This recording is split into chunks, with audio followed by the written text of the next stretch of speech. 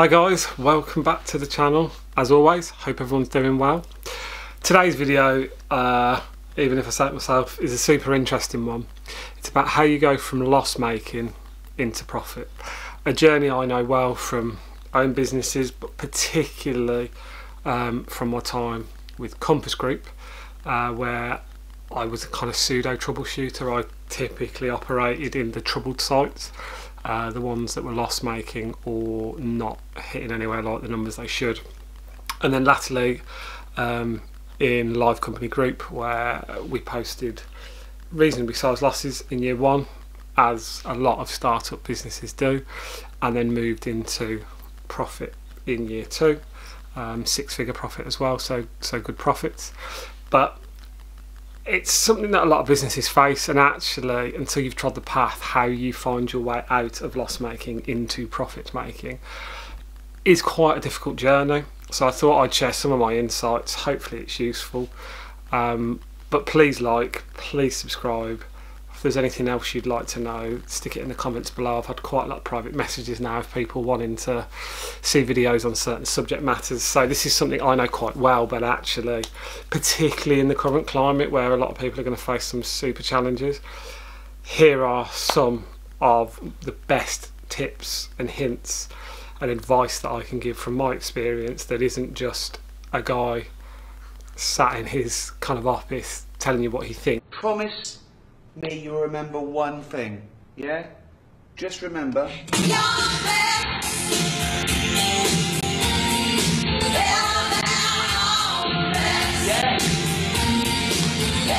These are actually things I've practically done, practically applied, and had success off the back of. The points that I'm giving you are not necessarily in the order I am recommending. These are just the points that I would suggest to you as entrepreneurs, as leaders, as managers. They need to be done in the combination or in the process of what feels right in your business, but they're all as important as one another, so don't overlook them. Here we go. So the first thing I'll say is, for anyone that likes sports, it's like a sports team. The first thing you need to do is stop conceding goals. The sexy bit is when you start scoring goals and you're driving your sales, but stop conceding goals. We concede too many goals, and it's very frustrating. So first off, focus on your overheads. They're the own goals. These are fixed costs typically. There'll be some mild fluctuation in a fixed cost, but typically they're the same. People last is always my advice, because it's such the done thing at the moment to go after the people. But the people are what make your business great. If you've got a good culture, you've got great people. So people come last. It will always have to be an option, and it is always an option if there are problem people that are culturally wrong, the cultural terrorists that I've talked about in other businesses. That's nothing to do with cost saving as far as I'm concerned. Get them out of the business, because actually it will change the dynamic within the company. But back to the point of stop conceding goals before you focus on the scoring of goals. Look at everything you can. Can you consolidate the premises down?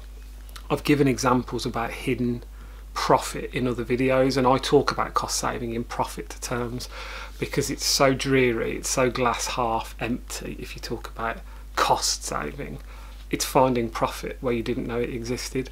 So it's sweat the small stuff. Go through the overheads: electricity, gas, bills, internet, rent, insurances. Check that all of these things are at the best they can be. And that's not sweating the small stuff, but it's creating that culture, the stopping of own goals, a complete oversight of every single expenditure that sits within the overhead. Check the overheads and really start to push through the cost savings in areas that you can, because they really quickly add up. You'll be so surprised. Number two, still in the overheads now, is sadly people.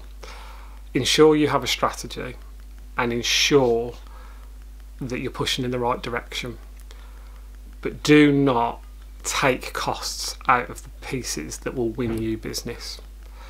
The first thing people stop spending is marketing, and not only do they stop spending marketing, which I'll come back to, they actually get rid of the marketing department. false economy, particularly if you're in a company where your outward perception, your public profile is a very important part of how you secure and win business. So as I say, the people, look for the kind of functional roles where you can make marginal changes, where you can shave 1 or 2 heads without affecting the overall functionality of the business. What I will say, which semi-contradicts that point, but you on the end of the other end of this video have to make that choice for those of you in this scenario. If the problems are critical, they are huge, they are seismic, don't skirt around the edges. That would be my advice. Make big, deep, transformational cuts, but make them once. Death by 1,000 cuts is the beginning of the end of your company. You will never win the trust back, you will never win the culture back of your people.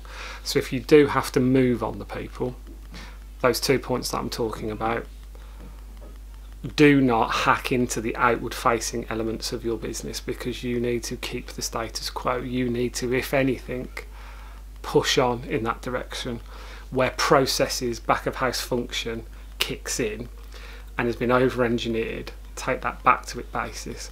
But when you cut big and cut once, never repeated cuts. You will never ever win back the trust of your staff. I've been in businesses where it has happened. I have been in a leadership role where that is something that has been asked of me personally, and it actually resulted in me deciding to go because I did not believe in what I was doing. So that's point number 2. You've got to go in after your people. Do not attack the forward facing ones, because they are what will win you business. But if you do have to go big, go once, go strong, because you will regret making weak choices where you've snipped around the edges and it's not enough, and you will know within a matter of days and weeks, so you'll have to start again. 3, go after margin. There's the cheque for £200. Thank you so much.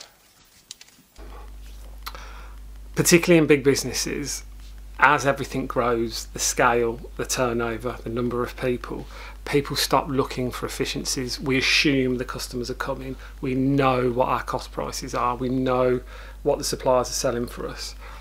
Never take it for granted. A bit like in point 1, where you attack the overheads, you start to look at the kind of small details. Because that narrows the gap, and you see it gets so small, does your margin, that now you have no financial margin, because you're living in debt, spending what you don't have, and you've moved away from your sweet spot financially, and now you have no financial margin. You're always behind the curve, worried about certain colored envelopes coming through the door, always behind.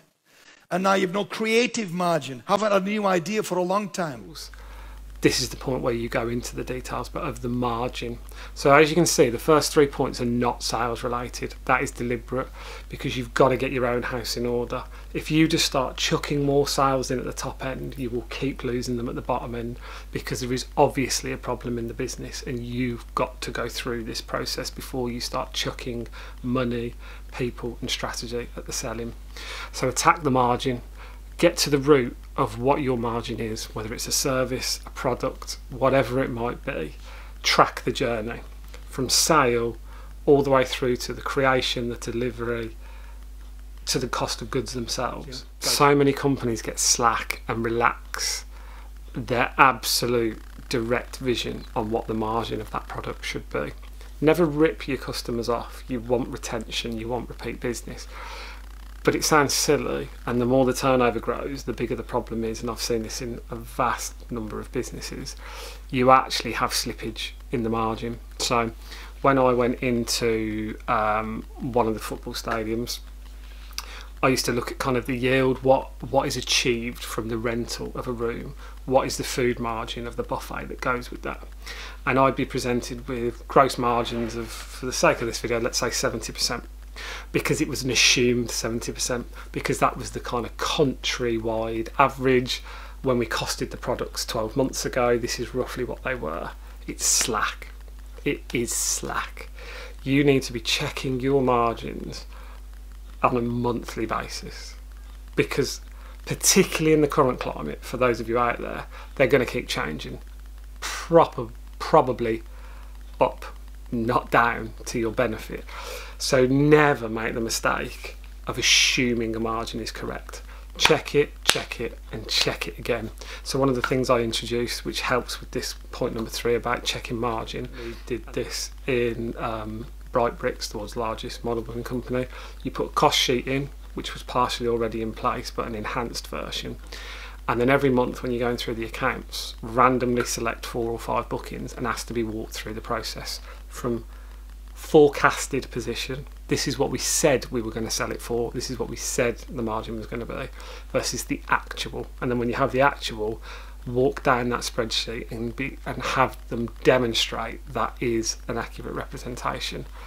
You will be staggered at the amount of times the forecasted revenue and forecasted margin does not match the actual revenue and the actual margin. So that's point number 3. Focus on margin, dig into the detail, and don't just assume it's correct. Make sure you know it is correct. Number 4, know when the time is to invest, which sounds very odd in a challenging climate, or if your business is in distress and you need to spend money. Points 1 to 3, you're saving money. You've got people looking at the cost base of your business. You then need to start to sit down and assess what the sales strategy is of the business. This is the moment we start to get on the front foot. Who are we selling to? How do we do it? How do we win our customers? How do we target them?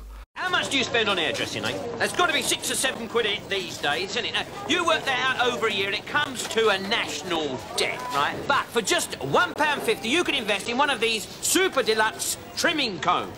I mean, you can save yourself a fortune in the comfort of your own front room. Could you just come round a bit close? Come closer, because at these prices I can't afford to deliver. Hey, but it's sharp enough, mate. Is he sharp? Is he sharp? Is it sharp enough for you? Things like, what's the retention rate? What's the inquiry success rate? I.e., how many inquiries do you need to receive before one of them books? Do the numbers stack up to what they historically did? If the company's struggling, the answer is probably no.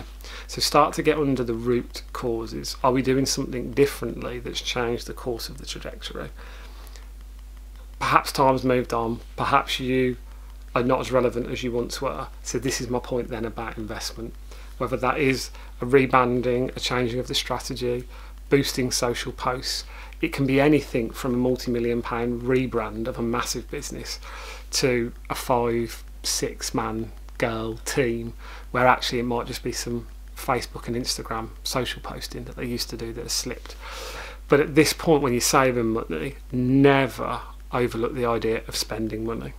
And it sounds counterintuitive, but it's about starting to score goals now rather than stopping the goals being conceded.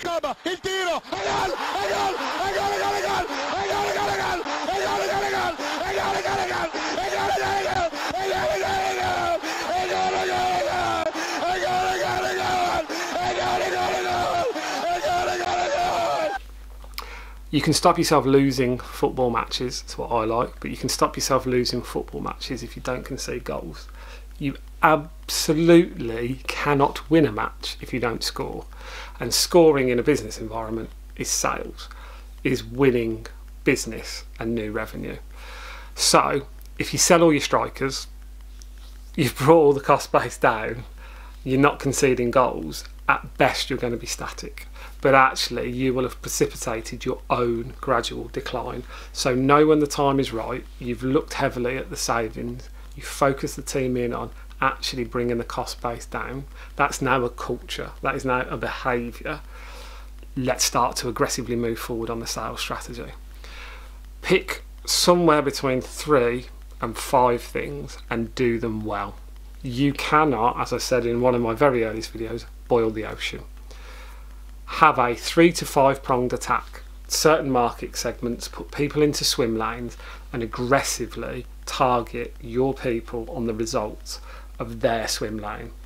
So to give you an example about one of the businesses I've run, in a football stadium there was weddings, parties, conference and events, exhibitions and hotel bookings. That is in a particularly large stadium that I worked in. Not all of them have facilities of that grandeur. But have a team, because I had a lot of staff. I had 1, 2 or 3 people in each category, and put your best players in the category that deliver you the most margin. Sounds very simple, but I cannot tell you how many people overlook that. Get your best players, put them into the swim lane that matters the most to the overall outcome of the business, and focus them in on that. Number 5, do not deviate from the strategy. That is about focusing in on the cost base, overhead, margin, people last. But once that's the focus, hold your senior team to that.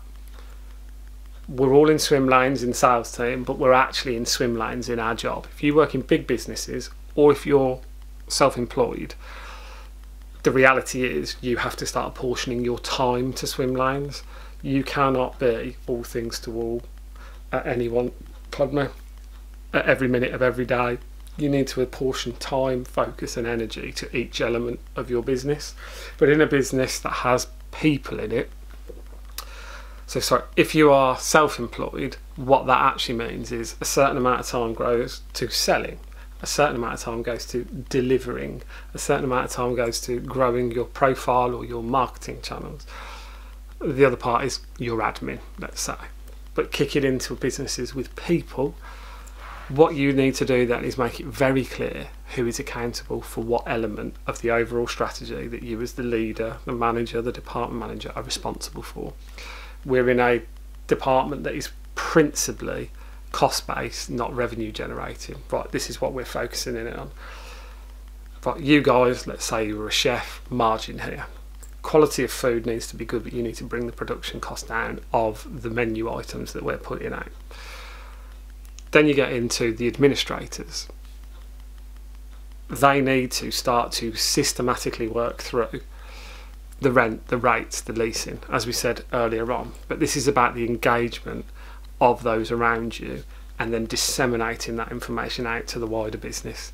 I always advocate transparency. If you're going through tough times, share the challenges with them. Don't burden them.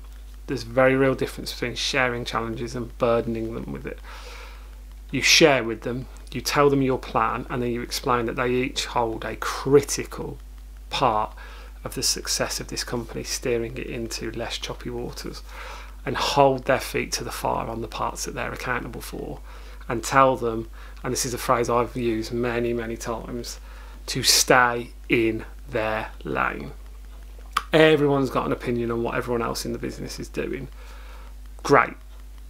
But times are hard. Get in your lane, stay in it, and make sure you hold your end up. It's my job to make sure that if you 10, 20, 30, 40, 100 people do your bit, the overall piece will look great. So that's number 4.